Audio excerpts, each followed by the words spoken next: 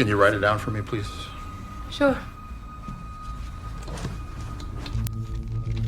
Except now, I'm wondering about something. Wondering what? I just think I should, run the story again and see if I can produce any cracks. I'd prefer for you to hurry. We're on a serious clock here. I do understand that, sir. I wanted to take a look at this photo. I've seen this on the TV. It's just a trick.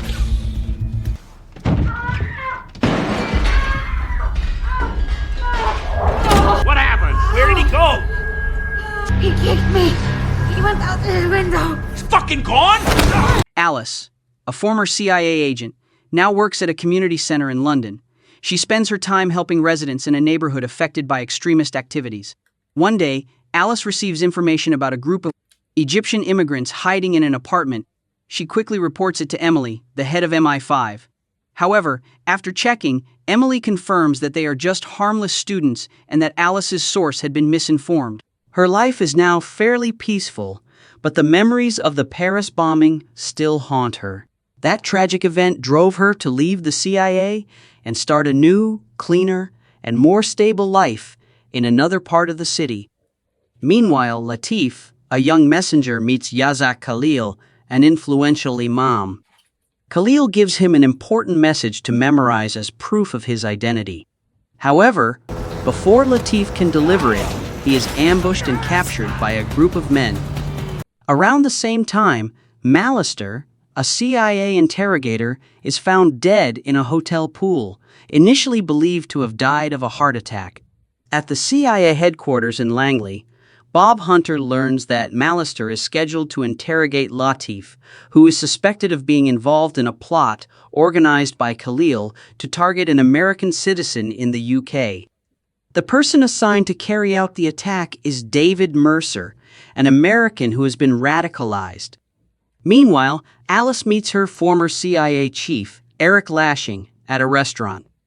He wants her to return to work, but Alice remains haunted by the Paris bombing that claimed 24 lives. Lashing reassures Alice that she is not to blame and encourages her to keep moving forward. The CIA suspects that the planned attack involves a biological weapon and that Mercer is waiting for final orders to strike. They plan to replace Latif with another agent, but must first obtain the verification phrase from him. A few years earlier, Malister, who once served as their advisor, had died. They begin reviewing Alice's file. Former manager Ed Romley discusses her past with Hunter, from her difficult childhood in foster homes to the incident where she broke a teacher's arm for inappropriate behavior. Norwest explains that the CIA recruited her because of her exceptional performance and remarkable abilities. With her high intelligence scores, Alice was recruited by the CIA. However, failing to prevent the Paris bombing nearly destroyed her career. She later began working covertly for MI5. Despite everything, Hunter still believed she was their best choice. On a bus, Alice was approached by Frank Suter, a CIA agent who confirmed his identity with a control code and ordered her to interrogate Latif. Though hesitant, she had to obey since the command came from her superiors. She was taken to a secret location where Latif was being held, visibly terrified. Alice asked to remove his hood and turn off the camera to gain his trust. At first, Latif pretended not to understand English, but she quickly noticed his reactions to her words. She unlocked his handcuffs and handed him a can of soda. He didn't ask why he was being held, showing he already knew the situation. He claimed he only wanted a peaceful life in Frankfurt, where he had found a pure Islamic way of living. Alice then showed him a photo of himself with Khalil, linking him to a past bombing. Latif panicked and insisted he could explain. When Alice pressed him further, he admitted that his only task was to deliver a message to his superior and agreed to cooperate. Alice passed the message to Sudor, but they needed more data to decode it before she could complete her mission. Romley officially assigned her to interrogate Latif. Realizing she was in danger, Alice returned to the room where Suter demanded the final piece of information. She noticed a man behind her, ready to kill her if she said the wrong thing. Staying calm, Alice pretended to need more details from Latif and cleverly warned him in secret that they were both being targeted. Alice created chaos by pretending that Latif was trying to escape. She took down two men, seized their weapons, and shot through a wall to eliminate another. She and Latif fought their way out, but when he was shot in the leg and hit again at the doorway, Alice was forced to leave him behind. Later, she fled to Lashing's house, saying she no longer trusted those claiming to be CIA. Meanwhile, Hunter's team tracked the truck carrying Latif, found the entire crew dead, and intensified their search. Lashing treated Alice's wounds, but warned her that Langley would not let her go easily. A team of assassins suddenly attacked the house, leaving Lashing critically wounded. Before dying, he managed to give Alice the address of his safe house. She escaped through the window amid heavy gunfire. Meanwhile, David Mercer received the biological weapon. His team assembled it into an explosive device, tested it on mice, and hid it inside a toolbox. A frightened courier dropped the package during an accident, allowing several local children to wander into the lab and become infected with the virus. Alice arrived at the assigned apartment and caught a burglar trying to steal a TV. She subdued him, removed his mask, and knocked him unconscious. Searching his belongings, she discovered his name was Jack Alcott, a petty criminal. Alice then slipped into the control room, rerouted the Annette connection, and contacted Hunter to report her location. Alice made a call from a landline, reporting that someone was hunting her, Latif was dead, and Lashing had been killed. Jack secretly listened to the entire conversation through another line. When Alice realized Suter knew too much about the CIA codes, she began to suspect a mole inside the agency. Moments later, a tactical team mistakenly raided the wrong apartment, giving her the chance to escape. Alice left a knife for Jack to cut himself free, then disappeared just as the authorities stormed in. She hid in the laundry room, fought two officers, and was hit with a stun gun. Suddenly, Jack appeared, took down the police, and helped her escape. Meanwhile, Hunter and Emily argued over Alice's escape. Emily suspected she had outside help and ordered a deeper investigation.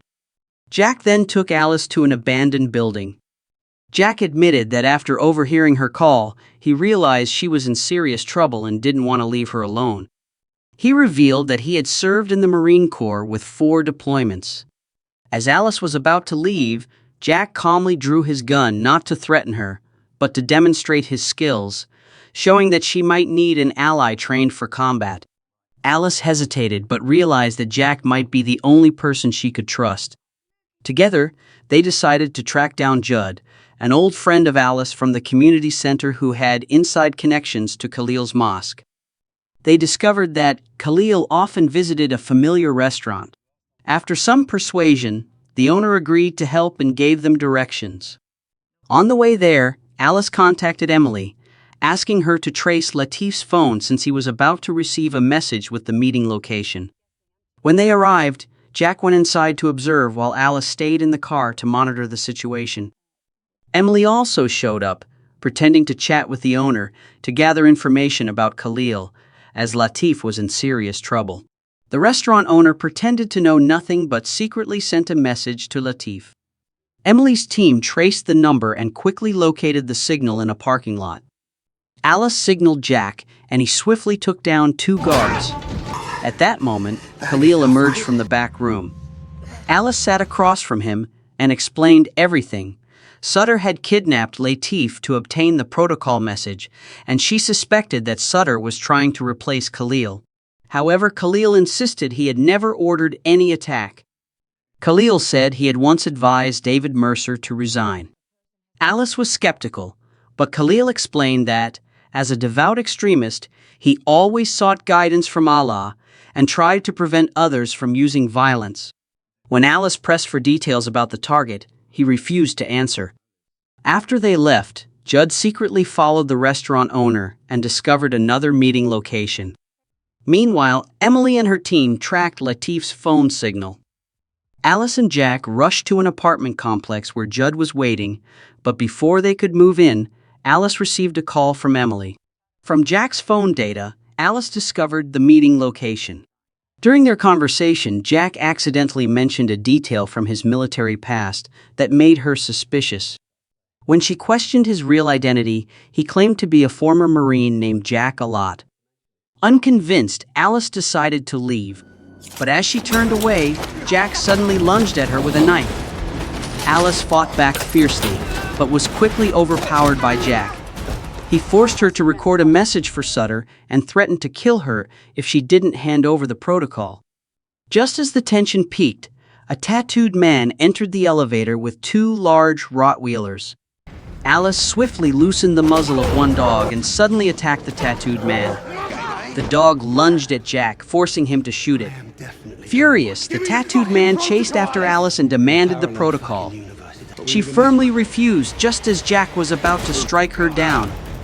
Jack tried to fight back but was shot in the back by the tattooed man, who then released the last dog to attack him. The man fired several more rounds, ending Jack's life instantly. Meanwhile, Emily was urgently called in to treat a child infected with the same deadly virus as Mercer. Alice was shocked, but also relieved to finally get some answers. Meanwhile, Hunter's team found a bullet from an old shooting and discovered that the sniper rifle used in the incident belonged to British intelligence. As they traced the weapon's origin, Alice and Emily continued to dig deeper into the investigation. Alice spotted a suspicious rope under the dock and rushed to check it. At the same time, the CIA confirmed that the sniper rifle belonged to Agent John Wilson. When a boat arrived, Alice quickly hid beneath the pier. Unaware of the trap, Umud met a man actually one of Sutter's agents and was shot in the neck.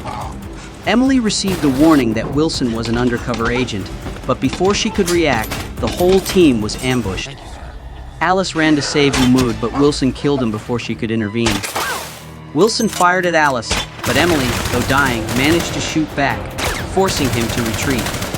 At the same time, Mercer received a message from Sutter's contact confirming that the attack had begun. A secret courier hid weapons inside the air vents of a crowded building. Elsewhere, Sutter met Roy and revealed that they had been secretly working together all along. Latif released a recording of Mercer's conversation with the courier, revealing that the courier had begun to hesitate about the bombing while Lash had already prepared a backup plan. After Sutter received the payment, Wilson was ordered to eliminate the courier. Alice stormed in, killed Wilson, and confronted Latif about his betrayal. Instead of explaining, Latif admitted that Khalil had grown weak, so he took control. He also confessed to faking his death, manipulating Alice through Jack, and orchestrating the entire bombing in Paris. Latif mocked Alice as a perfect pawn who only followed orders without ever asking questions. While talking, she secretly removed the magazine from her gun and tried to shoot his leg, but it was already empty. He struck her down and fled. Alice quickly seized a car and gave chase. The bombs were discovered inside the PCT Stadium, where a major football game was about to begin. Latif ran to a warehouse, where Wilson was waiting and handed him something. Alice slipped in just as the bomb timer began its 5-minute countdown. Roy believed he was safe, convinced that the explosion would throw America into a state of emergency, allowing the government full control over citizens' medical and financial records. Alice fired a warning shot to alert Wilson, and moments later, a fierce gunfight erupted. Alice managed to wound Wilson, but he still threw a grenade, blasting her off balance and leaving her hanging on the edge of a wall. As Wilson approached to mock her, Alice wrapped her legs around his neck and choked him. During the struggle, she grabbed the detonator and pulled him down with her. Wilson died, but Alice climbed back up in time to disarm the bomb before it exploded. Moments later, Hunter called, assigning her a new mission to track down Mercer, who had vanished. Alice accepted the mission without hesitation. In Prague, Mercer met a contact to plan his escape, but the moment he stepped off the tram, someone slashed his femoral artery, killing him within seconds.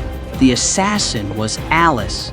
She vanished into the crowd, and minutes later, Hunter picked her up, handed her a new passport, and welcomed her back to the CIA.